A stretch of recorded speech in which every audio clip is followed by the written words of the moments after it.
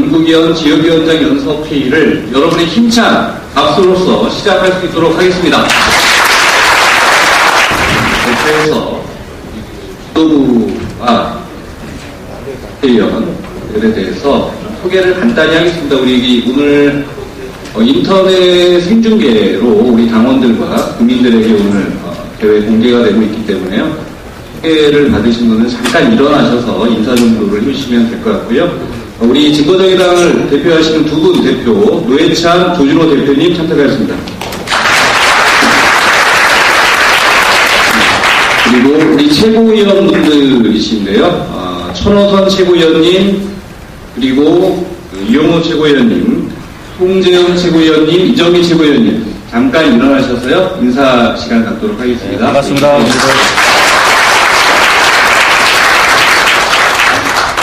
예, 그리고 진보정의당의 국회의원분들도 오늘 참석을 하였습니다. 지금 오고 계신 국회의원님도 계시는데요. 이 자리에 박원석 국회의원 일어나시고요. 김재남 국회의원, 소규 국회의원님 참석해 주십니다.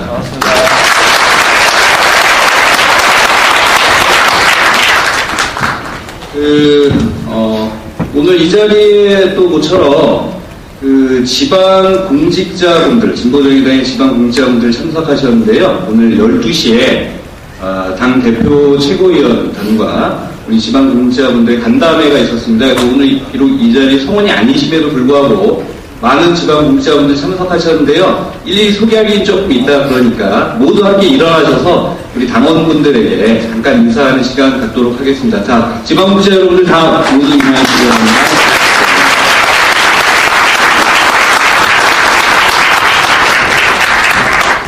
예, 오늘 연석회의는 내부에 든 자료를 보시면 총 3부에 걸쳐서 회의가 진행되게 되어 있습니다. 먼저 연석회의의 시작을 알리는 우리 진보정의당의 당 대표이신 두 분의 공동대표님의 여는 말씀 듣는 시간 갖도록 하겠습니다. 네, 반갑습니다. 조금 전에 소개가 약간 좀 부족해서 제가 추가를 하고 싶습니다. 말씀하신 대로 진보정의당 지방공직자가 모두 40명이 좀 넘습니다. 그 중에 상당히 많은 분들이 오늘 한자리에 처음 모여서 지도부와 함께 이렇게 여러 가지 얘기를 나눴는데 참석자 중에서 지금 우리가 기초단체장이 전국에 두 분이 계십니다. 그 중에서 인천 남동구 구청장을 지금 맡고 있는 우리 배진교 선장님 왔는데 다시 한번 좀 인사하십시오.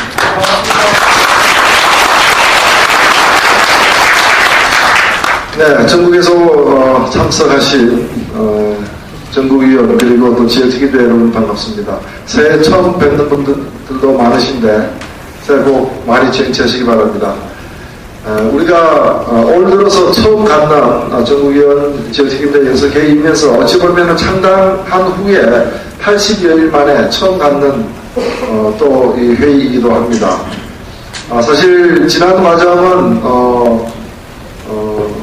그야말로 눈, 코, 뜰 새 없이 굉장히 촉박한 그런 속도로 또 그런 일정으로 지내온 것 같습니다. 10월 21일 날 진보정의당이 창당하면서 대통령 선거 또 출마까지 결정을 하고 달려왔습니다. 그러는 바람에 우리가 지금 이사 온 지 한 석 달 되어 가는데 이삿짐은 다 풀지 않은 상태로 급한 일을 갖다가 먼저 처리하고 이제야 이삿짐을 이제 좀 풀면서 가져두고 정리하기 시작하는 그런 상황이 된 것 같습니다. 거두절미하고 오늘 우리가 주제로 다루고 있는 문제 하나는 대통령 선거에 대한 평가고 하나는 우리가 앞으로 나아갈 길에 대한 이 진로에 대한 결정을 위한 논의의 어떤 시작 부분입니다. 대통령 선거는 비록 우리가 우리 후보가 끝까지 완주하는 그런 상태로 임한 건 아니었다 하더라도 단순히 선거 운동에 대한 어떤 평가만이 아니라 이번 대통령 선거가 갖는 의미, 이번 대통령 선거를 통해서 민심의 소재를 확인하고 또 현존하는 모든 정치 세력들이 다양한 방식으로 일정한 평가를 받았다고 생각합니다. 이러한 대통령 선거를 통해서 드러난 어떤 평가와 또 대통령 선거를 통해서 조성된 새로운 정세를 우리가 어떻게 이해하고 어떻게 수용하고 또 어떻게 여기서 교훈을 얻어낼 것인가 하는 것은 우리가 앞으로 어느 방향으로 가는가 하는 문제와 관련해서 대단히 중요한 사안이라고 생각됩니다. 그래서 좀 진정한 정치적 평가, 그리고 5년 만에 한 번씩 돌아오는 그런 어떤 대선을 넘어선 어떤 시대사적 좀 전환의 어떤 그런 의미도 있는 선거였기 때문에 그런 점에서 이 평가를 오늘 다양한 또 정부에서 모인 여러 동지들의 의견을 모아내는 의미가 있다고 보여지고요. 그리고 역시 이런 평가조차도 우리가 평가를 위한 평가가 아니라 앞날을 정하기 위한 평가라는 걸 다들 동의하시라고 생각됩니다. 우리는 누구이고 우리는 어디로 갈 것인가 하는 문제와 관련해서는 대통령 선거 이전에 이미 작년 한 해 동안 진보 세력이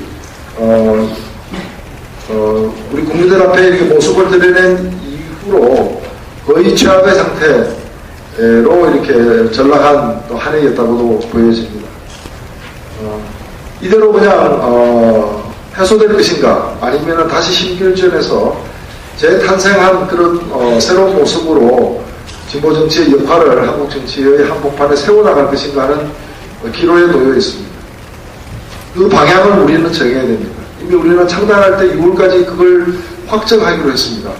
6월까지는 우리 내부 방침을 정해야겠다는 뜻이 아니라 우리 내부에서 정해진 방침에 기초해서 바깥에 함께할 세력들과 의논한 그 결과로서 모든 논의를 빠르면 되도록이면 6월까지 종결해내겠다는 것이 이제 우리의 목표이고 이 목표는 아직 수정할 그런 상황은 아니라고 보여집니다.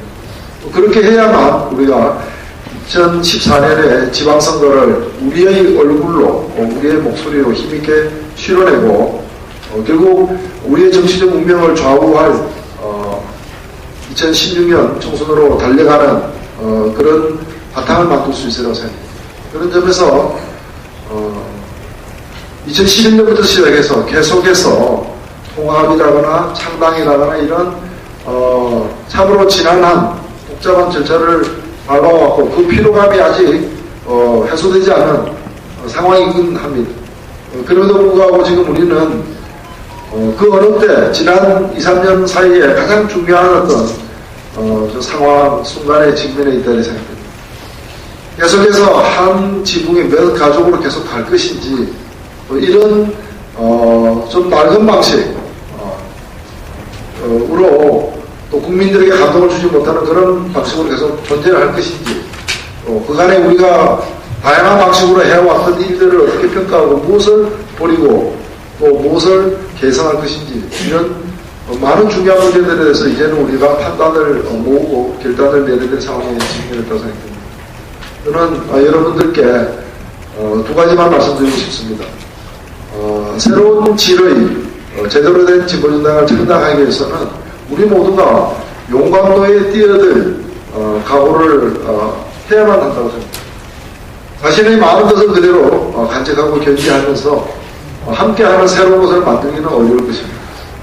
자기가 지닌 모든 것을 녹여낼 수 있다는 그런 비움의 자세가 있을 때 새로운 체험도 가능하다고 생각합니다.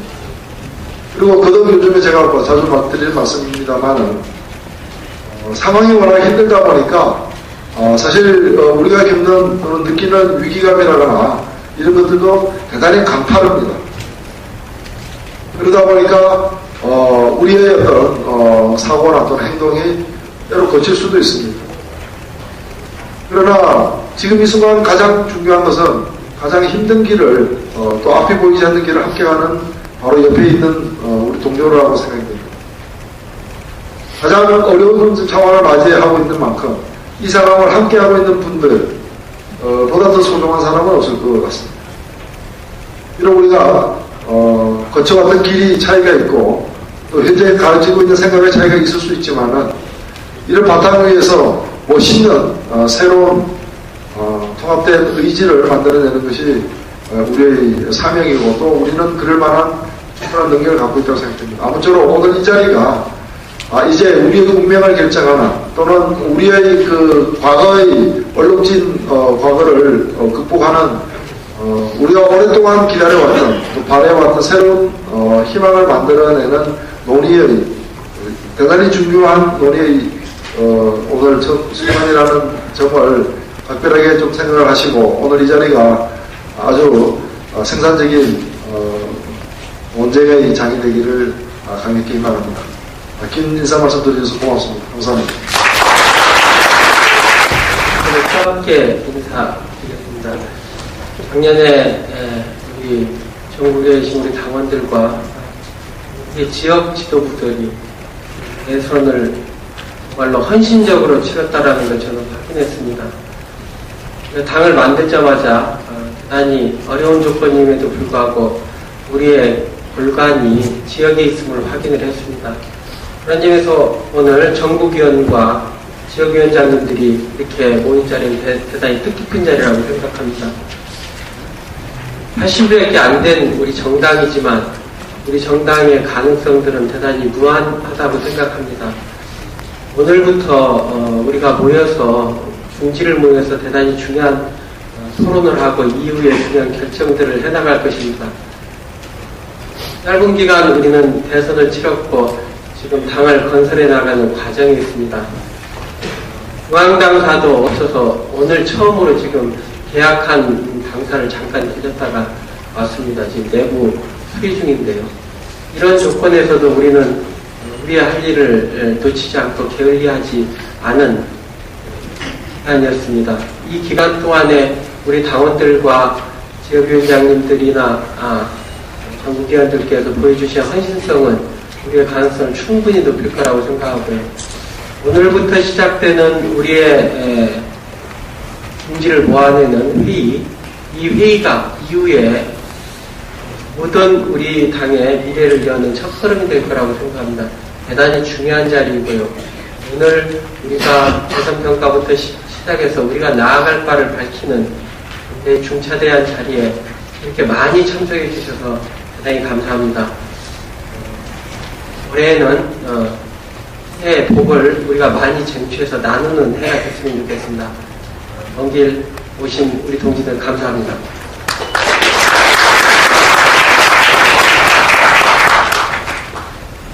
바로 회의를 하도록 하겠습니다. 오늘 회의는 30분 정도 지금 시작이 되지 않는데요.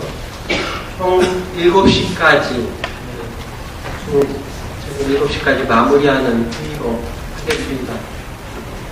반복하는 바람보다는 의견들이 충분히 반영되고 오늘 뭐 다양한 의견들이 많이 제시되고 토론되는 그런 자리가 됐으면 좋겠습니다.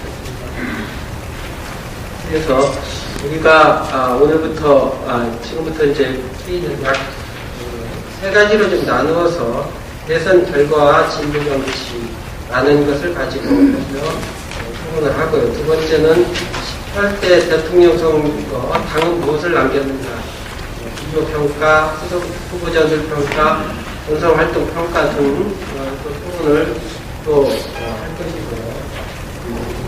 5시 이후부터는 새누리당 정권위원장과 우리 당이 나아갈 길에 대해서 토론을 하겠습니다.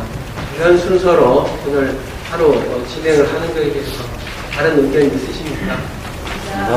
없으십니까? 이대로 해도 좋겠습니까? 네.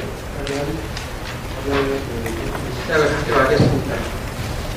바로 시간이 조금 지난 관계로 첫 번째 18대 대통령 선거 평가안에 대해서 사무총장이 발제. 사무총장 권태웅입니다.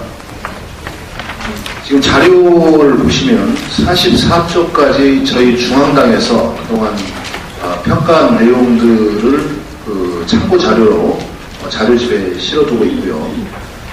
중앙당의 평가 자료 초안입니다. 그 바탕으로 해서 시도당과 지역위원회에서 지난주와 이번주 계속 평가회를 진행을 하고 있습니다. 그래서 광역시도당에서 그동안 진행한 평가의 내용을 좀 종합해서 오늘 짧게 5분 정도 발표해 드리고요. 나머지는 오늘 오신 분들의 토론으로 주로 대선 평가를 진행하는 이런 계획을 땄었습니다. 그래서 오늘 저는 한 5분 정도 광역시도당의 대선 평가가 된 내용을 중심으로 해서 종합적인 보고 변명 드리도록 하겠습니다. 앞에 지금 PT 준비됐나요? 크게 이제 전체적으로 시도당에서 평가한 내용들을 몇 가지로 요약하면, 첫 번째로는 어쨌든 범보수 세력과 범진보 세력이 1대1로 경쟁한 그런 대선에서 결국에 절박한 어떤 범보수 세력과 안일한 범진보 세력의 승부가 된 셈 아닌가라는 평가들이 대단히 좀 일반적인 평가인 것 같습니다. 그리고 특히 야권 단일화를 통해서 대선에 임했으나 실제로 선거 전략의 근본적인 실패 아닌가 하는 지적이 공통적이었습니다. 그건 뭐냐면, 지난번에 저희 4월 총선에서 작년에 야권 단일 후보를 내면 또는 단일화만 하면 또 현재 그 정권 심판론을 내세우면 승리할 수 있다라는 야권 단일 후보 정권 교체 심판론, 그 이데올로기가 총선에 실제 실패했음에도 불구하고 이번 대선에서도 그 이위에 실제 민생과 그 진보적 의제가 부각되면서 국민들이 선택할 만한 근거를 정말 제시하지 못하는 그러한 역시 동일한 선거 전략의 적용과 그 실패 아니냐 하는 그런 지적들이 대체적으로 많으셨던 것 같습니다. 세 번째로 이제 저희 당의 대선 참여의 의미, 그 성과, 한계, 이런 부분에 대한 논의들을 많이 하셨는데, 아무래도 저희가 후보를 내는 문제, 또 대선에서 야권 후보 단일화 문제를 후보 등록 전에 시행하는 문제, 이런 등등의 과정에서 사실 진보적 정권 교체라는 목표를 세웠었고, 그걸 위해서 저희가 대선에 참여했었음에도 불구하고 여러 상황상 요건이 있긴 했습니다만은 진보적 정권 교체에서 과연 진보적이라는 어떤 이런 내용이 충족이 되었나, 나중에는 정권 교체라는 그 하나를 위해서만 사실은 야권 연대를 우리가 먼저 선택할 수밖에 없었던 그런 상황들이 굉장히 좀 아쉬웠다는 평가들이 많았었고요. 또 저희가 이제 진보 대표성 문제를 창당 과정에서 계속 얘기했음에도 불구하고 과연 진보의 대표주자로서 그런 어떤 위상이 각인되었나, 이제 그런 것들에 대한 회의적 평가가 대단히 많은 것 같습니다. 그래서 결국 현재 정당 구조에서 과연 야권 단일화를 했지만 또 거기에 선도적으로 진행을 했지만 야권 내에서 진보 정의당의 위치와 역할이 무엇인지 이런 부분들이 정립되거나 보여주지 못했다라는 평가가 좀 많은 것 같습니다. 전체적으로 큰 총평 그런 요소들이 공통적인 것 같고요. 저희 자체적인 대선 활동에 대한 평가들에 대해서 의견이 나온 것은 예비후보 활동평가입니다. 예비 후보로 등록하고 대선 활동을 펼친 것은 적절한 선택이었다. 다만 진보 독자적인 활동을 통한 그런 진보적 의제, 진보적 정권 교체, 그런 부분에 어떤 내용성을 채우지 못한 거 아닌가. 전체적으로 보면 대선에 있어서 2단계 창당과 연동된 후보 전략, 또 진보적 정권 교체를 위한 어떤 그런 의제 선정과 어떤 부각, 그 다음에 진보 대표 정당으로서의 어떤 위상 확인, 이런 것들에 대한 전반적인 어떤 전략이 세워지고 실행된 과정은 아니지 않는가. 그런 어떤 전략 부재를 지적하는 이런 평가들이 수도당 평가에서 많았다는 점을 후보 사퇴에 대한 평가들이 있었습니다. 그래서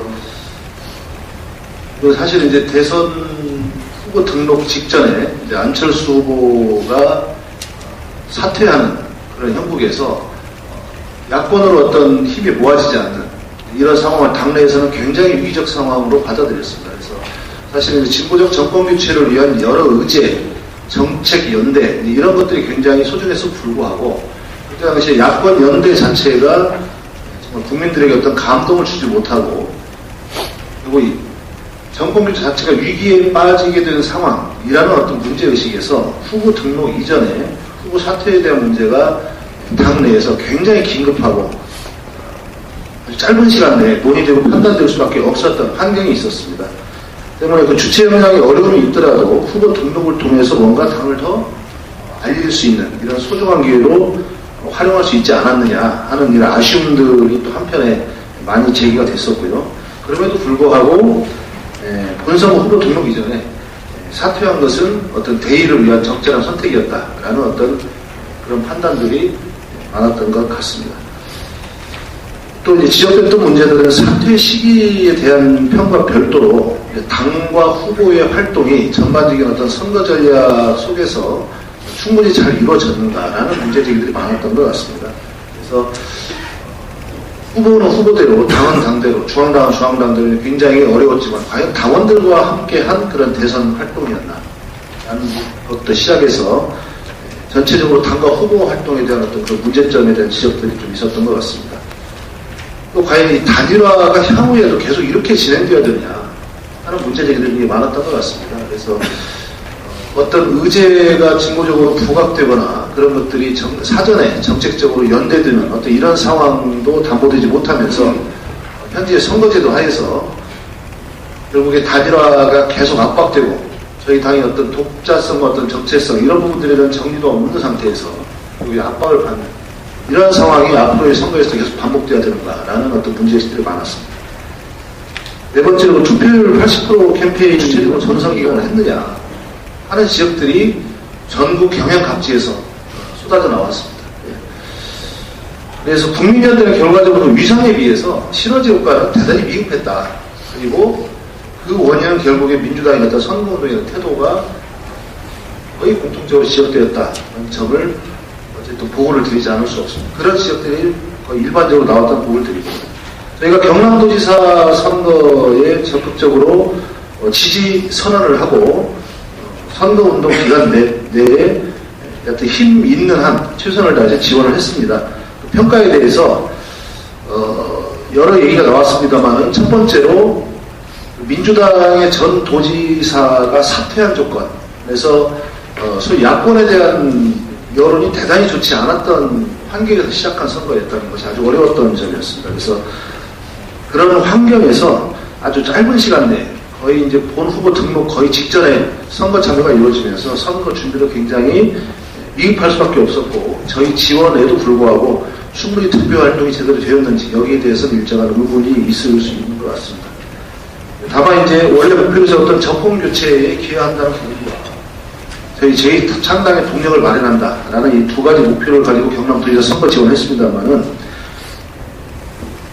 16대 대선보다 어쨌든 높은 지지율을 보는 경남 선거 결과 또 부분적으로 보면 여전히 창원, 성산 등을 비롯해서 경남의 주요 시 지역에 여전히 진보 대표성 또 진보적인 어떤 이런 정당 활동에 대한 요구들이 높다는 것을 당 지지율로 경남도지사 후보 결과의 지지율로 확인할 수 있었다는 점입니다. 그래서 향후에 이제 그러한 여러 가지 가능성에 저희 당에서 충분히 집중적인 어떤 노력이 필요하다라는 어떤 이런 성과를 확인했다는 점도 지적드립니다. 마지막 당의 과제입니다. 여러 과제들을 제출하고 있습니다만 첫 번째로는 뭐니 해도 진보 정의당의 독자적 정체성과 지향을 담은 어떤 그런 가치, 정책 의제 이런 개발이 되어야 된다는 지적들이 굉장히 많았고요.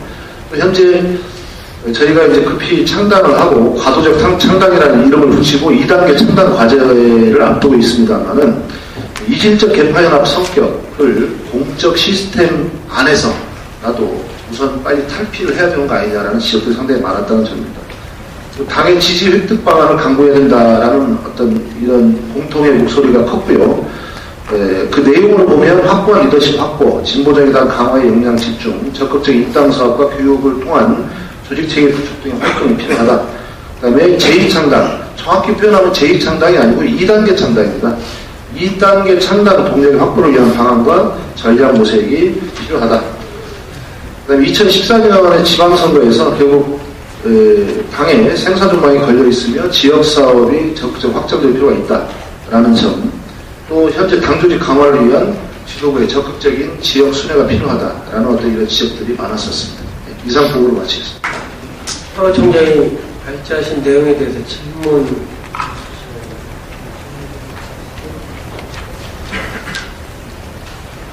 없으시면 바로 의견이나 토론으로 들어가겠습니다. 대통령 선거 당은 무엇을 남겼는가는 다음 토론은 장이 있으니까요. 대선 결과하고 진보정치 당은 어떤 진보적 가치를 가지하는 것까지 포함해서 거기에만 정도로 토론을 할 수 있었습니다.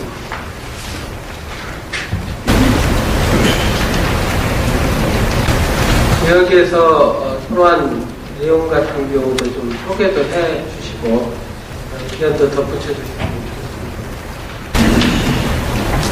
말씀하십시오.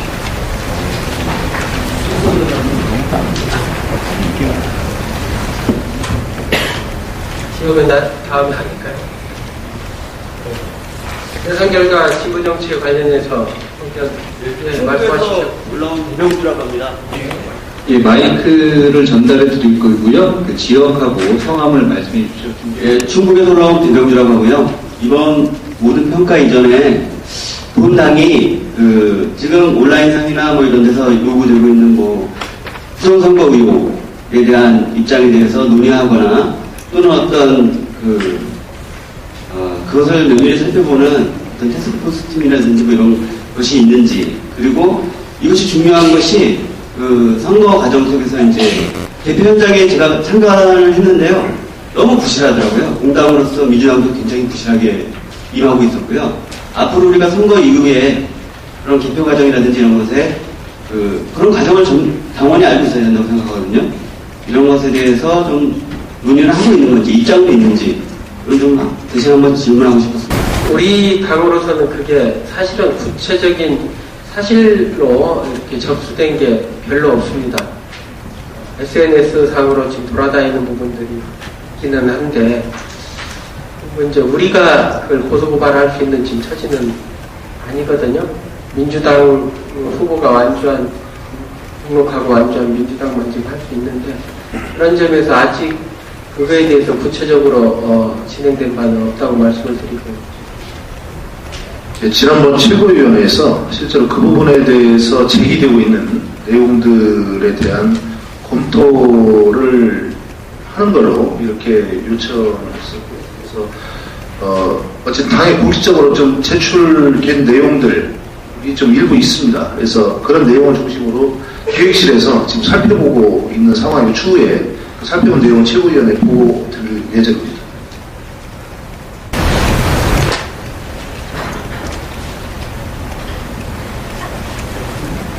예, 경북 상주에서 올라온 이승지라고 합니다. 이번 지금 뭐 어차피 말씀하셨던 대로 지금 현재 대선 관련해서는 민주당과 문재인 후보가 아니면 그래서 뭐 이렇게 법적으로 할 수 있는 게 없죠. 정당으로서는. 그렇지만 이게 국민들이 바라는 여망이고, 어차피 보면 의혹이라는 건 틀고 가야지 어차피 지금 이제 계속해서 여당이 되는 새누리당 쪽에서 나올 거고, 그렇게 따르면 어차피 공당 입장으로서 논평 같은 건 한번 내릴 수 있지 않는가.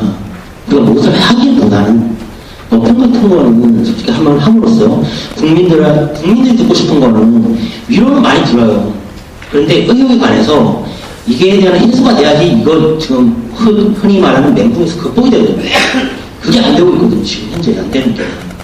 지금 맨날 첫날 하고 있는 게 이제 인터넷도 보거나 아니면 SNS상에서도 전부 개인이 뭐 이렇게 뭐 자료를 정리를 해서 계속 인터넷에 올리고 하는 것들을 기존 정치권에 요구하는 건데, 민주당은 자기네 그 밥그릇 챙기기 급급해서 못한다고 쳐도, 그러면 최소한 우리 같은 당에서는 한 번쯤 논평도 한번 하고 그에 대해서 논의를 함으로써 심사회 세력과 논의를 함으로써 오히려 당원들까지 당원 확보도 더 될 수 있는 그런 하나의 움직임이 되지 않을까라고 생각합니다. 다시 자료도 좀 추려보고요. 다음 최고위원 회의에서 한번 의견을 나누겠습니다. 다른 또 의견.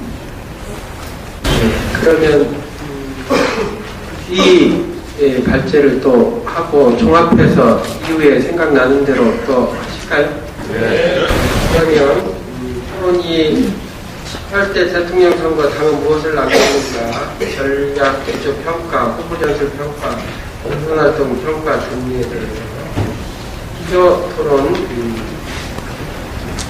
박창환 홍영표 서울시당 공동위원장님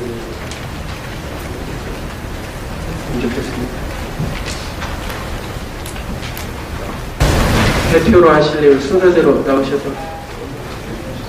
5분씩 두 분 다 하시죠. 예, 거기 자료집에 있는 순서대로 나오시죠. 예, 먼저 인사드리겠습니다. 서울시당 공동위원장 홍영주입니다. 여러분 반갑습니다.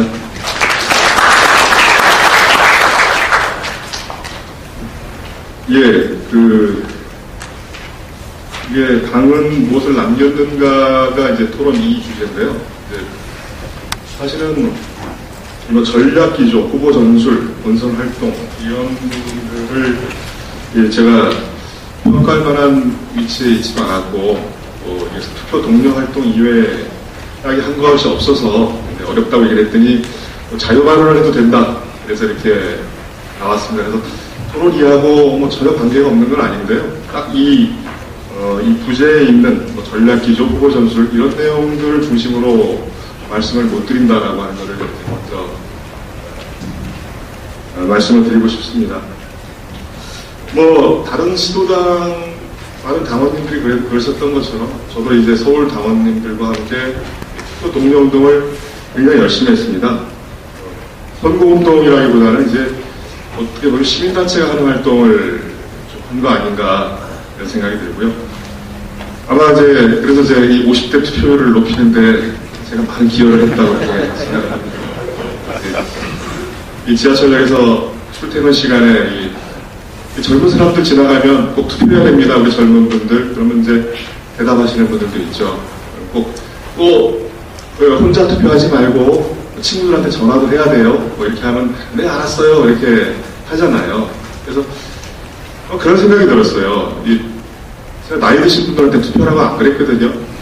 그분들이 지나가시면서 왜 쟤는 나한테 투표라고 안 할까 이런 생각도 좀 했을 것 같고 맞아. 나도 혼자 투표하지 말고 우리 50대 친구들이 연락해야지.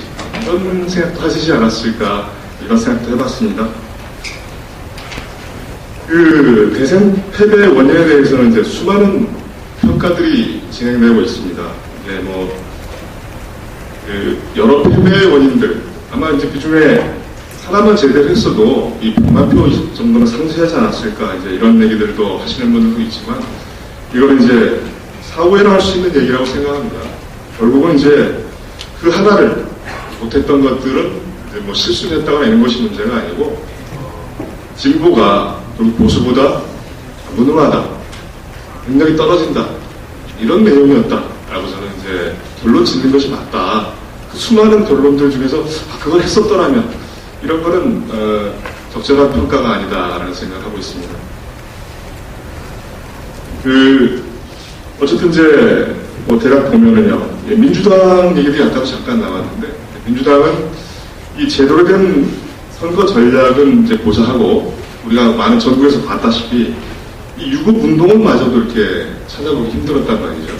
아침 저녁으로 우리는 정말 뇌가 얼 정도로 추운 날씨에 떨고 있는데 그 자리에 후보를 낸 당의 당원들은 보이지 않는 이런 부분들, 결국은 민주당이 후보가 진 거는 결과가 좀 정직한 결과가 아닌가라는 생각도 저는 해봤습니다. 어쨌든 민주당은 이번 대선 결과를 통해서 총체적으로 무능하고 한계를 보였다, 이런 평가를 하지 않을 수가 없는 것 같고요. 그리고 이 안철수 후보에게도 간략하게 하면 정작 안철수는 안철수 현상을 이해하지 못한 것 같다, 이런 생각이고요. 그리고 저희들을 보면은요, 이제 또 진보정당은 이 지루한 합당의 과정, 그리고 부정선거 폭력 사태, 그리고 탈당, 그리고 이 신당 창당으로 이렇게 1년 이상 자중질환의 모습을 보였죠. 그래서 이렇게 이런 민주당의 모습, 또 안철수, 또 진보진영의 이런 무능과 분열이 어우러져서 이 보수 후보에게 승리를 헌납한 것이 이번 18대 대선의 어떤 결과였다고 생각을 합니다. 저는 이제 이런 어떤 세 주체라면 세 주체인데요. 그 중에서 우리 스스로의 어떤 판단과 선택에 대해서 솔직하게, 냉정하게 좀 되돌아봐야 된다고 생각을 합니다. 무슨 얘기냐면요. 저희가 이제 그 정권 교체를 통해서 이 정치 혁신의 동력을 만들고, 그래서 대한민국 새로운 희망과 비전을 제시하겠다, 큰 대의를 내걸고 통합진보당을 만들었습니다. 그 과정에서 국민참여당 출신들은 어렵게 만든 당을 정말로 또 어렵게 해산을 하고 합류를 했고요. 또 다른 분들은 이제 이 고락을 같이 했던 그 당원 동지들하고 정말 고통스럽게 이별을 하고 또 이렇게 통합진보당에 합류를 했었죠. 근데 그런 어떤 어렵게 이 정권교체와 정치혁신의 대의를 내걸고 만났는데 당내 민주주의를 갖다가 극복하지 못해서 결국은 큰 전쟁에는 참여도 못하고 선거 이 투표 동료 캠페인이나 해왔던 이 우리의 선택이 이 대선 패배라고 하는 엄중한 책임 앞에서 저는 자유로울 수 없다 이렇게 생각합니다. 이런 어떤 결과들 앞에서 민주당이나 계속 정치를 하겠다는 우리 안철수 씨나 우리 진보 진영이나 좀 스스로에게 근본적인 질문을 던져야 하지 않을까 하는 생각을 가지고 있습니다. 그동안 우리가 당연했던 것, 당연하다고 생각했던 것, 우리가 절대적으로 옳다고 주장했던 것들, 이런 것들에 대해서 당연하지도 않을 수도 있고 옳지 않을 수도 있다, 이런 생각을 가지고 국민들의 입장에서 성찰을 해야 한다고 생각을 하고 있습니다. 저는 먼저 이제 우리 이 진보 세력이 정치를 이 선과 악의 기계적인 이분법 구도로 제장하고 운동하듯이 해온 것이 아닌가 되돌아봤으면 좋겠습니다. 우리는 선, 상대는 악, 이렇게 그 선악의 프레임으로 정치를 보면은 결국은 국민들이 악의 편에 되겠냐, 악의 손을 들어주겠냐, 이렇게 생각을 하면서 승리를 낙관하는 것 아닌가.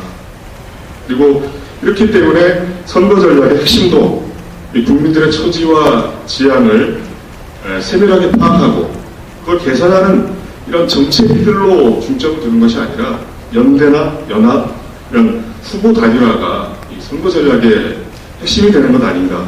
그래서 아무리 부족해도 이 단일 후보가 되기만 하면 어렵더라도 결국에는 승리할 수 있다라고 이런 근거 없는 낙관이 유리한 정치 지형에서, 압도적으로 유리한 정치 지형에서 올해 총선과 대선에서 연달아 패할 수밖에 없었던 그런 그 이유가 되지 않았나 생각을 합니다.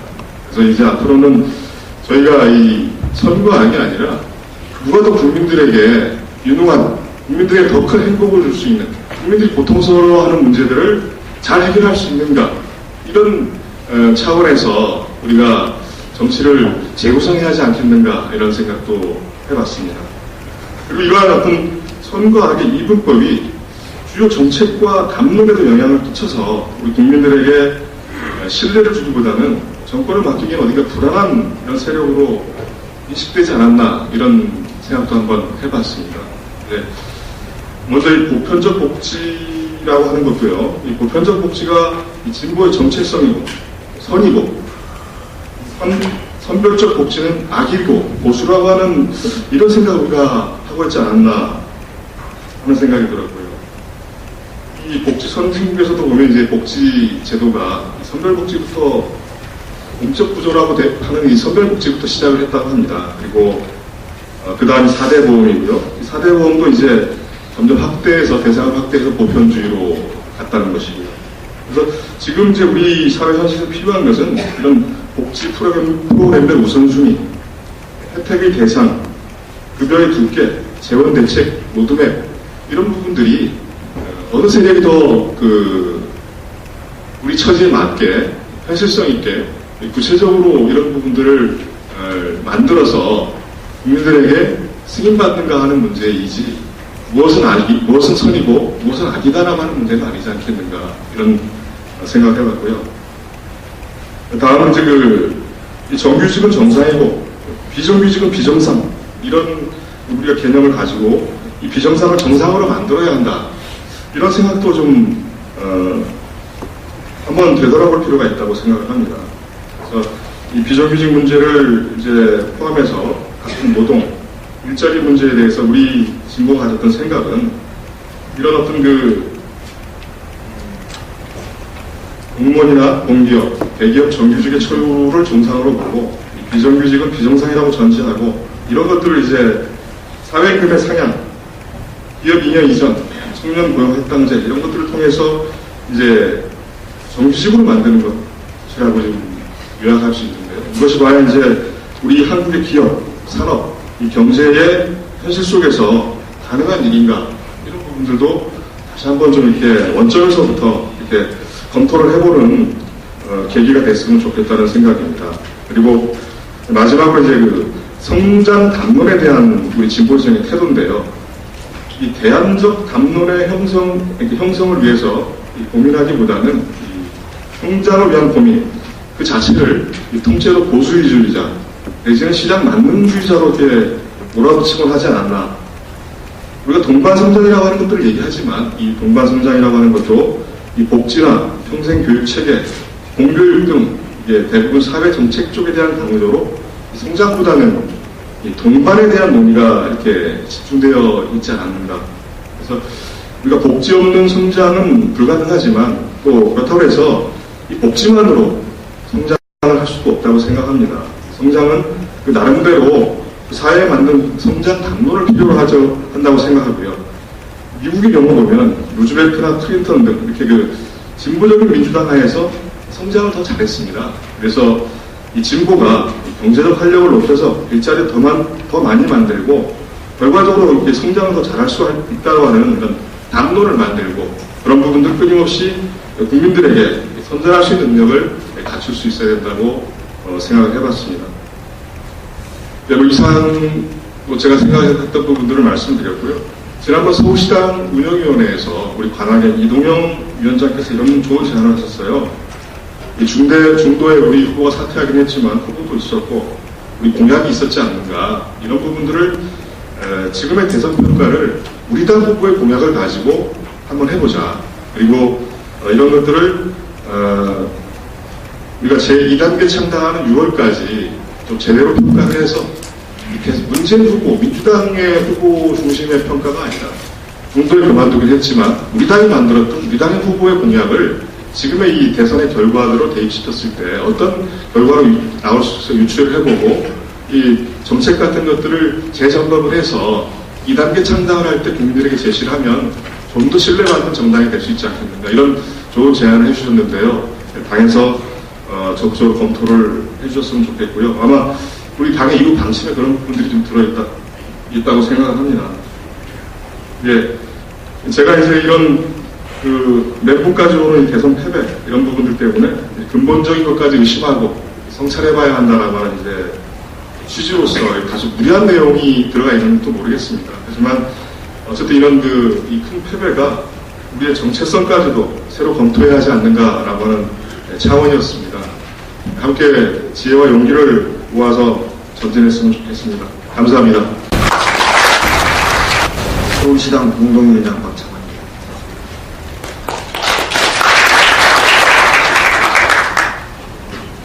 저 역시도 그냥 나와서 소회 또는 느낌만 얘기하면 된다고 했어요. 준비 없이 그냥 나왔는데요. 제가 얘기 나간다 그러니까 너무 세게 얘기하지 말아야 된다고. 제가 평소에 그렇게 했는지 잘 모르겠어요. 그래요. 세게 얘기하죠. 아무튼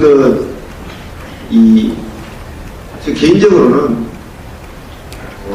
진보 정치 또는 그 언저리에서 한 20년을 있었지 싶은데 우리 후보가 아닌 다른 후보 운동을 저는 사실 별로 하진 않은데 창원에서 도의사 생각한다고 참 처음으로 경험했고 그 결과에 대해서도 참 스스로도 이걸 좀 말합니다. 스스로를 설명하기가 되게 힘든 좀 그런 상태인데 제가 좀 말씀을 정말이지 고생들 많으셨는데 조금 비판을 말씀을 드리더라도 여러분들에게 노고에 대해서는 아낌없는 지지와 고마운 마음을 갖고 있다는 것이 말입니다.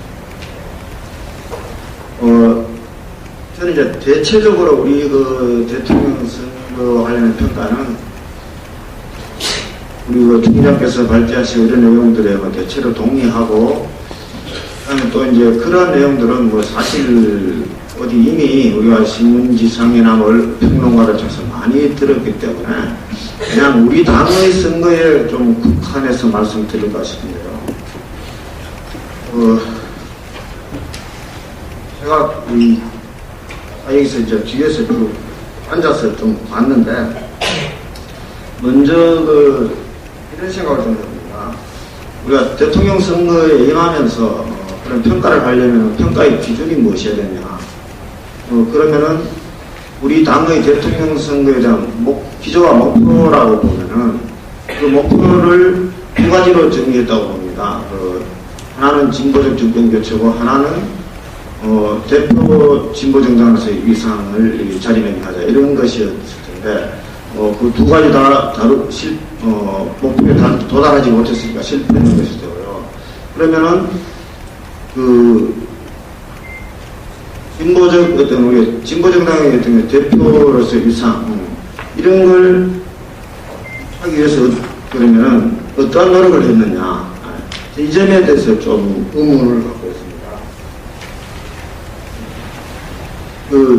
우리가 어쨌든 후보를 내기로 했죠. 이런저런 고민들이 많았지만은, 근데 후보라는 것은 그렇잖아요. 원칙적으로는 특별한 경우 아니면은 게임에 참여하는 거죠. 끝까지 완주를 하는 거죠. 근데 이제 물론 완주를 결정하기가 쉽지 않은 조건이었지만 완주에 대한 지나친 염려가 있기 때문에 이미 출발할 때부터 후보를 선출하면서부터 이미 벌목이다 크다라는 그 족쇄를 채워서 되게 실제로 후보도 아닌 것이 후보인지 자주 안 그런 상태에서 그 한계가 명확했는데, 그러면은 처음부터 우리 후보 전술이 옳았었느냐, 이 판단부터 좀 해야 되지 않겠느냐, 의문을 던지는 겁니다. 그러면은 결과로 보면은 아예 후보 전술에 실패하느냐, 차라리 후보를 안 내는 결정을 하는 것이 더 옳았지 않을까? 아니다. 그럼 후보를 내는 것이 맞았다면은 후보를 내는 상태에서 후보 등록도 하지 않는 그러한 후보가 진짜 후보인지 아니면 우리의 후보 전술도 맞았는지, 이제 저는 그때 창원에서 도지사 선거를 하고 있었는데, 후보를 안 내는 것이, 등록을 하지 않은 것이 참 다행이었다고 말씀하시는 분은 서울에서 선거 지원차 내려오신 분으로부터 딱 한 분으로만 그런 말씀을 들었고, 창원에 있는 노동 현장에 많은 분들, 창원에서 도지사 선거를 결합했던 가장 제가 방금 서울서 내려오신 분을 빼고는 누구도 그런 말씀을 하지 않았어요. 저한테 말씀하신 분들은 침묵하신 분들은 모르겠는데, 아니 당연히 후보를 등록하고 적어도 한 2번까지는 토론회에 참여해야 되지 않았느냐. 저는 이제 이것이 그냥 후보의 문제가 아니라 그렇게 했을 때 우리 당의 대표 진보 정당으로서의 위상이라는 그런 목표를 도달하는 하나의 수단, 경로로서 가능했을 텐데 그런 걸 포기했다는 것이죠, 스스로가. 예. 그런 말씀을 드리겠고, 또 그때 보면은 사퇴해야 된다는 논쟁의 가운데 이제 먹튀에 대한 이 비판에 대한 그런 말씀이죠. 저는 그건 그렇게 생각 안 합니다. 우리가 불법이나 도둑질해서는 안 되겠지만 자기 당의 후보를 내고 자기 당의 정책과 정책성을 알리기 위한 합법적인 공간에서 합법적으로 국고를부터 지원받는 걸, 거기에 대한 조중동이나 한나라당이 정책이 씌우는 것을 정면 돌파해야지, 거기에 대한 지나친 두려움으로 일관해왔잖아요. 되게 좀 스스로 소극적으로 방어적으로 해는 이 선거였다. 그러면은 이후에 우리 당은 어떻게 해야 될 것이냐. 저는 여전히 이제 우리 여기까지 온 배경에는 우리 이제 통합진보당에서 분당하고 새롭게 이제 진보정당을 만들고 하긴 했지만, 우리가 갖고 있는 그것이 가치관이든 세계관이든 정체성이든 아니면은 이념이든 노선이든 이 통일성이 너무 낮기 때문에 대통령 선거를 바라보는 생각들이 그 편차가 너무 크고 구심점은 없고 분심력만 작동했다. 그래서 적어도 앞으로 우리 평가에는 그러면 이러한 사태를 극복하고 어떻게 사실 현재 우리 누구도 우리의 미래에 대해서 자신있게 전망하지 못하는 것 같습니다. 저만 그런지는 모르겠는데 제가 느낌은 누구도 자신이 없는 거 아니냐. 그렇다면은 적어도 그것이 노선으로 표현됐든 이념으로 표현됐든 우리가 같이 함께 가야 할 길, 이것들을 좀 명료하게 좀 그 과정은 힘들더라도 빨리 이런 길들을 제시하고 이 방향에서 그것이 2단계 창당이든 좀 가야 되지 않겠냐. 그런 자리가 됐으면 좋겠다는 바람, 이 정도로 주수 평설 마치겠습니다. 네, 인천시당 김성실입니다. 반갑습니다. 차라리 패널 토론식으로 이렇게 좀 분위기가 자유로울 것 같은데 정견 발표도 아니고 발제도 아니고 앞에 분들은 소감이라고 얘기해서 어쩔 줄은 모르겠는데 하여튼 저도 평설수사를 좀 말씀을 드리면 제 나이 올해 54입니다. 50대를 대신해서 사과할 입장은 아닌데 어쨌든 하도 50대 그러니까 선거 평가에 있어서도 왜 50대들한테 선택을 못 받았지 이런 생각을 한번 해봤습니다. 제가 50대이기 때문에 생각까지 고생 많이 했습니다. 어릴 때부터 힘들게 컸고 대부분의 50대가 그렇습니다. 그리고 안 되면 공고라도 가고 안 되면 공돌이 공순이 해서 친구들까지 머리겨 살렸고 그래서 지금은 애들이 이만큼 커서 대학도 다니고 대학 다니는 자식들은 시집도 안 되고 등록금은 높고 그리고 또 부모님 모셔야 되고 어떻게 보면 50대가 한국의 모순을 집약한 그런 세대라고 이제 볼 수도 있을 것 같습니다. 근데 안타깝게도 선택을 50대로부터 받지를 못했죠. 왜 그럴까를 좀 고민을 해봤는데요. 저는 이제 깜짝 놀란 것이 사실은 작년 총선 때였습니다. 총선 때부터 제가 후보로 나가서 이렇게 토론을 하다 보면 내 얘기를 상대방이 하고 있는 거예요. 새누리당이. 그리고 색깔도 그렇게 바꿨고 그리고 모든 진보적 의제를 자기 것인 양 다 가져갔습니다. 느끼셨겠지만 시장 통해 플래카드 이렇게 붙여 있는 것을 보면 우리 의제들하고 조금 더 다르지 않습니다. 공기업에서부터 비정규직을 정규직화하겠다라는 거 박근혜 후보가 얘기를 했습니다. 골목 상권 지키겠다고 플래카드에 써 있어요. 반값 등록금 하겠다고 써 있어요. 비정규직 줄이겠다고 플래카드에 써 있어요. 그래서 저는 그거 보면서 진보정의당 있어야 되지. 제대로 하면 세상 좋아질 것 같은데. 이런 생각을 많이 들었습니다. 왜 이런 말씀을 드리냐면 저는 이번 대선에서 민주당도 마찬가지지만 정책에서 이미 패배했다 이런 생각을 많이 해봤습니다. 그러니까 우리가 방어를 할 수 있을 건 방어였죠. 공격적이지도 않고. 저거 우리가 옛날에 한 얘기야. 우리가 10년 전에 얘기했을 적에 새누리당 애들 우리 보고 손가락질 하던 애들이 지금 이제 저 얘기를 하고 있어. 이 얘기밖에 할 수 없어. 그리고 저 얘기 믿지 마라. 우리가 더 잘할 수 있다. 이런 논리의 대립구도였다는 거죠. 그랬을 적에 그러면 누구를 믿음직하게 그 의제들을 실현할 수 있다고 국민들은 생각을 했을까 하는 지점에서 우리가 실패하지 않았나 이런 생각을 많이 했습니다. 물론 전망을 할 적에 박근혜 새누리당의 계급적 기반이 그러하므로 절대 그 공약을 지킬 수 없을 것이다. 그리고 조만간에 무너질 것이다. 이렇게 전망하시는 분들도 계신데 지금까지의 과정을 보면 그렇게 녹록치는 않을 것 같습니다. 굉장히 정교한 형태로, 고묘한 형태로 자신의 기반들의 이해를 관철시키지 않을까 하는 그런 불길한 예측도 해봅니다. 그랬을 적에 이후에 진보 정의당의 우리의 의제를 더 센 의제를 제출한다고 될 것 같지는 않습니다. 어쨌든 그것을 되찾아오고 정책 경쟁을 어떻게 벌이고 거기에서 어떻게 이겨낼 것인가가 우리의 주요한 과제가 되지 않을까 싶은 생각을 많이 해봤습니다.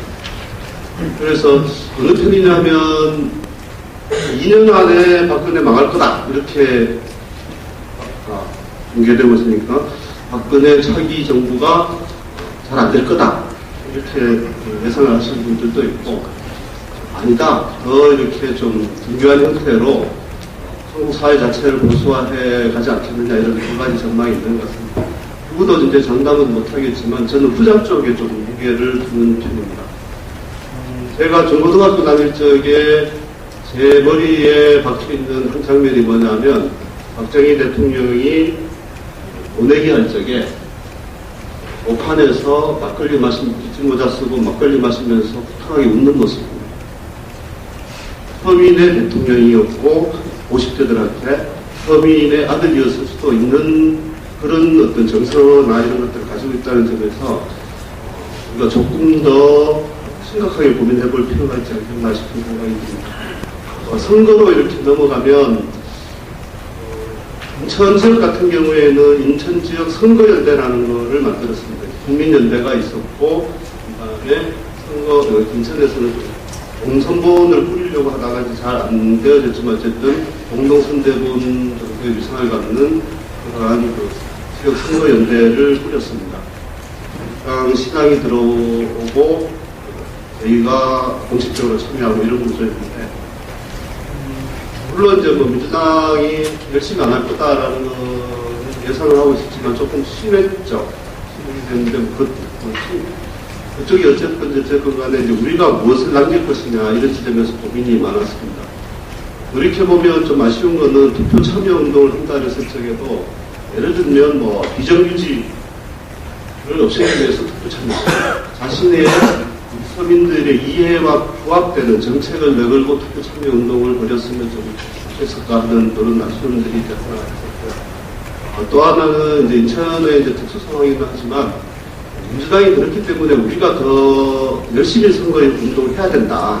그래서 저들보다 우리가 정말 더 절박하게 정권 교체를 원하고 있고, 그렇기 때문에 또 유권자들로부터 인정받을 수 있는 이런 선거운동을 해야 되지 않겠냐라는 이제 욕심은 있었습니다. 그런데 이제 인천도 지역에 따라서 다르긴 하지만 유세차를 타고 이제 진보정의당 모모 지역위원장 이름으로 이제 뭐 유세도 하고 이렇게 했는데, 어쨌든 그 와중에서 우리 당을 알리는 이런 지점에서 좀 많이 위협하지 않았나 이런 생각입니다. 결론적으로 말씀을 드리면 어쨌든 대한민국 전체를 보면 진보 쪽으로 간 것 같습니다. 박근혜 보수당, 보수정당이라고 하는 그 부분도 우리의 의지를 다 가지고 대한민국을 이렇게 끌고 있겠다라고 하고 있기 때문에, 그렇게 보면 정말 빛나야 될 시대가 박근혜 시대 아니겠냐. 그 시대에 우리가 보다 더 그러한 의제를 가지고 경쟁을 하고 그것을 폭넓게 이렇게 하는 과정. 당선되고 12월 31일인가요? 1일인가? 본회의에서 그 유통법 통과시키면서 실제로는 뭐 골목상권 보호하겠다라고 얘기를 했지만 국회에서 통과된 거는 영업일수도 휴업일수죠? 휴업일수는 뭐 늘리자라는 것도 통과가 안 됐고, 이제 뭐 하나마나한 얘기가 됐습니다. 이제 그런 과정에서 저희들이 더 할 일을 찾을 수 있지 않겠다는 생각이 들고요. 얘기를 하다 보면 그렇기 때문에 조금 더 뭐 성장 쪽으로 저희가 성장을 그때까지 부정하거나 무시해 본 적이 없는 정당임에도 불구하고 그런 식의 어떤 시각들을 조금씩 자주 듣는 편인데, 그럴 것이 아니라 우리의 길을 정말 더 깊게 파고들면서 가는 것이 우리의 길이 아닌가 이렇게 생각을 해봤습니다. 이렇게 5명 앉혀놓고 패널 토론했으면 제가 할 말이 더 많았을 텐데, 저도 좀 우왕좌왕, 어영부영 이렇게 연평설 수사했습니다. 네, 감사합니다. 안녕하십니까. 경기도당 공동위원장 임승철입니다. 새해 복 많이 받으십시오. 네, 오늘 진보 정당 범야권에서 이번 대선에서 이제 무엇을 남겼는가 하는 평가 주제인데요. 내 생각에는 진보가 4.1 총선 이후 붕괴했잖아요. 자멸했다고 합니다. 그래서 사실 한 게 별로 없습니다.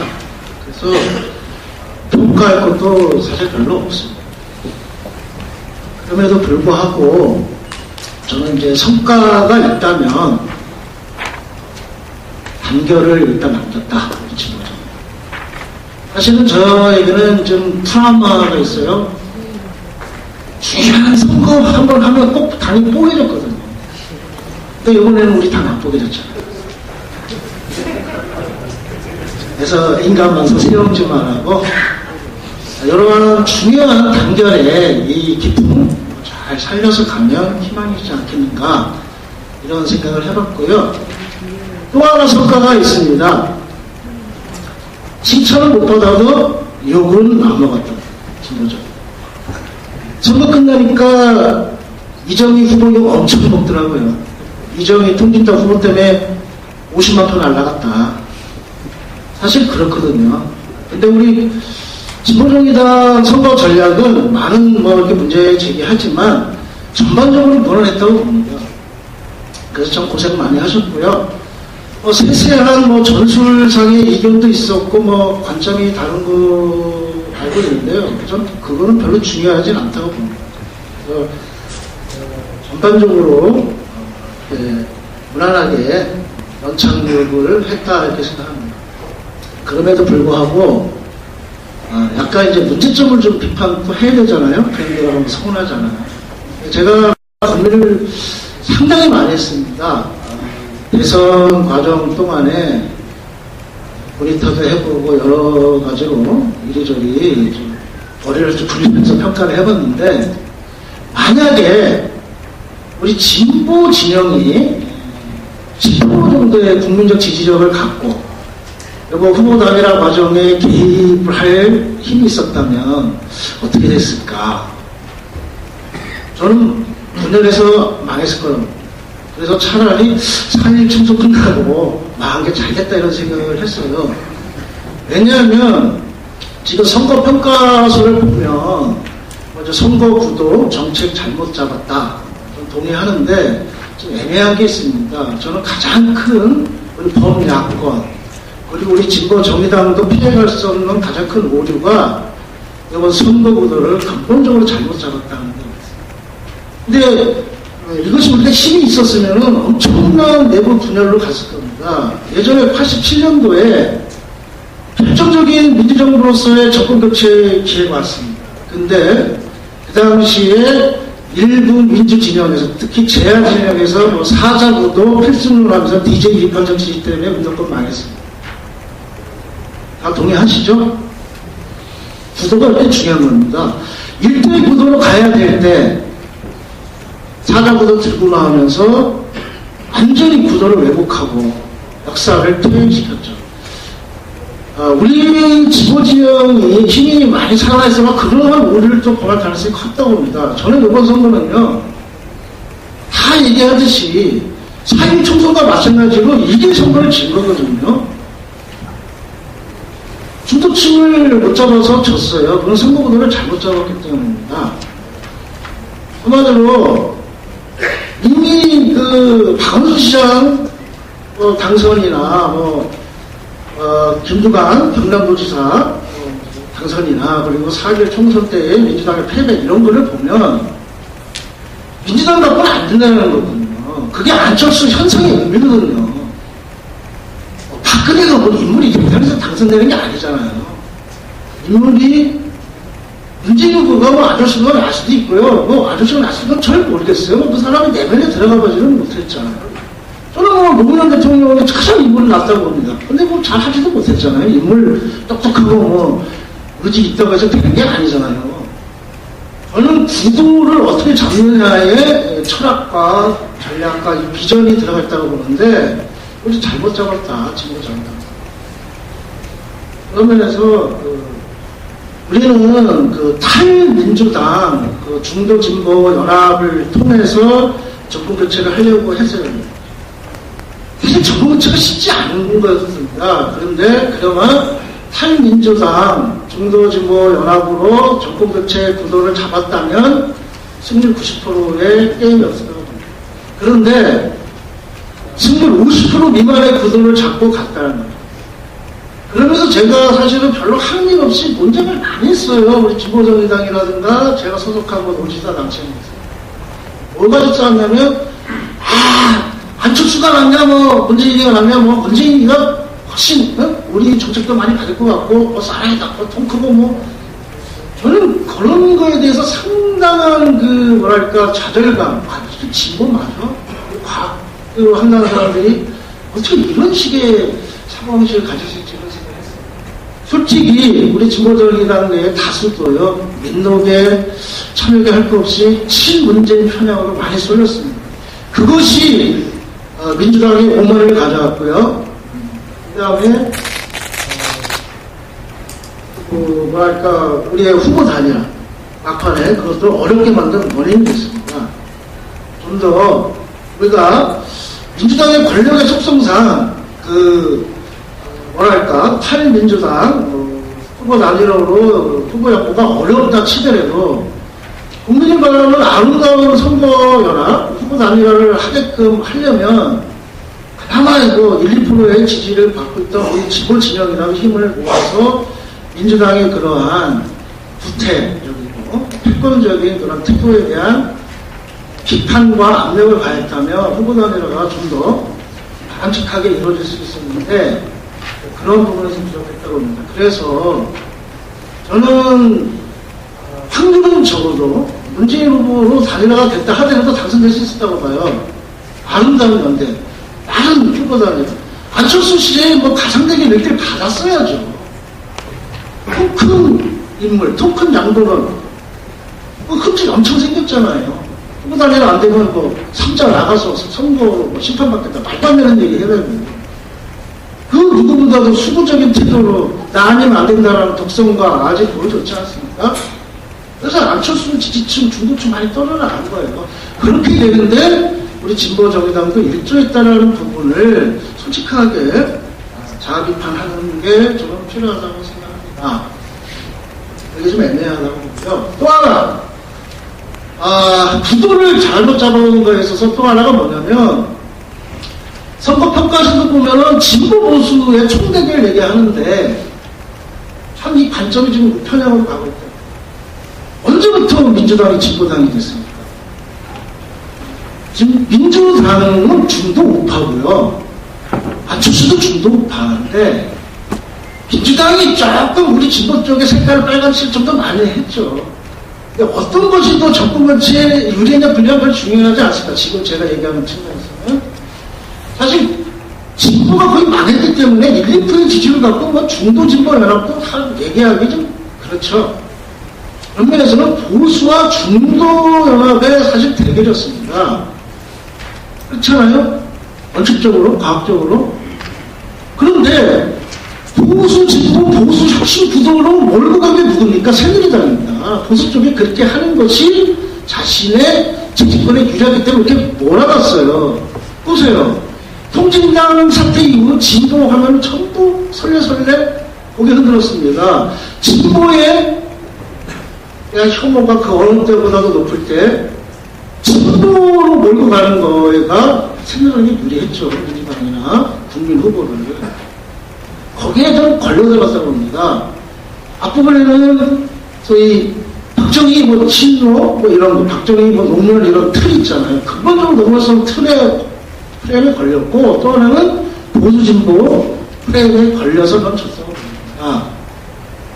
그래서 우리가 좀 과학적인 원칙적인 문제뿐만 아니라 상황적으로도 우리가 뭐 문재인 후보를 진보고 적진후보 이렇게 막 몰아간 것 자체가 국민들에게 착시현상 이렇게 뿐만 아니라 사실은 진보에 대한 신뢰도 없고 어떻게 참여정부나 뭐 DJ정부 10년 동안에 뭐 사실 정책 정부 내었다고 해서 대부 하나도 없는 상황에서 정책이나 여러 가지 실천에 있어서의 신뢰성, 책임감에 대한 불신을 갖고 있는 사람들에게 그걸 해소하지 못하고 오히려 박근혜 쪽에 대한 좀 더 기대를 오히려 관사 이익을 주게 한 그런 과오를 잘못된 구도를 잡음으로써 주장하는가.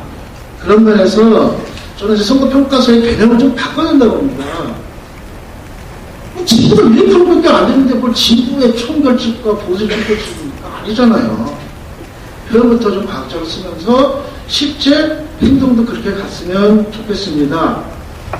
자, 그러한 좀 저는 좀 반점의 불안, 편향을 극복을 해야 앞으로 우리가 미래에 지방선거나 이후 차기 총선 대선 때 우리 또 다시 살아날 거 아닙니까? 그때 승리의 전략을 잡을 수 있다고 보고요. 마지막으로 그 평가를 한다는 것은 이후 어떻게 나갈 거냐에 대한 방향과 전망을 잡으려고 평가하는 거 아닙니까? 교훈이 뭐냐는 거죠. 저는 이후 이제 안철수 씨가 미국에서 돌아오면 이제 새로운 정계 개편에 대통령을지 아니면 뭐 어떻게 될지 모르겠지만 하여튼 중요한 변수로 떠올 겁니다. 어떤 야권의 정계 개편은 이루어질 것이다. 그때 우리 진보정의당이 잘해야 된다. 저는 이 진보정의당이 재창당하고 살아나는 과정이 야권의 정계 개편을 어떻게 우리가 능동적으로 개입하느냐에 따라서 우리가 사는 데 있어서 대단히 중요한 동력을 얻는다. 내부 정책성 강화하고 지역과 현장으로 들어가서 상업 확보하고 뭐 재탄을 동력을 모으는 것을 중심으로 하나 하면서도 어떻게 연대연합 전술을 잘 짜느냐 그것도 대단히 중요하다. 저는 결론적으로 이제 민주당 갖고는 안 됩니다. 우리 진보정의당 재창당해서 이제 민주당 이 정도 이미지 버려야 됩니다. 민주당이 꼽사리 껴서 의석 몇 얻으려고 하는 건 좀 버려야 됩니다. 그래서 민주당과 거리를 두고 안철수 신당을 먼저 우리가 선점을 해 제휴를 하고 그 다음에 민주당을 기득권을 녹화하거나 그들의 위상을 다운시키는 압박 이렇게 해야 된다고. 그러한 그 새로운 민주당과의 거리를 두고야 새로운 정계 개편의 선도적인 역할을 해나가는 그 새로운 재창당이 되어야 되겠다는 생각이 들고요. 두 번째로는 저는 후보단이라 우리나라에서 후보단이라처럼 주의가 없는데 왜 후보단이라에 우리가 목을 매야 되는가? 나는 정치의 선진화, 정치 세진에 있어서 제일 중요한 것은 결선투표제라고 생각합니다. 프랑스나 선진인 유럽을 보면 사실은 이런 뭐 아름다운 연대, 뭐 안철수, 뭐 문재인 이런 부분에 대한 그 거치사는 과정에서 이상한 그 문제나 뭐 파생력 이런 게 없어요. 결선투표제가 있기 때문이죠. 그래서 과거의 87년 체제는 직선제 개혁 투쟁으로 돌파를 열었다면 앞으로의 새로운 2018년 체제는 결선투표제 개혁 투쟁으로 돌파를 열어야 됩니다. 더 이상 진보가 야권 연대의 사회화에 발목 잡혀가지고 우리의 독자적인 진보 의제 정책이나 우리의 기량을 몸통시켜서는 안 되겠다.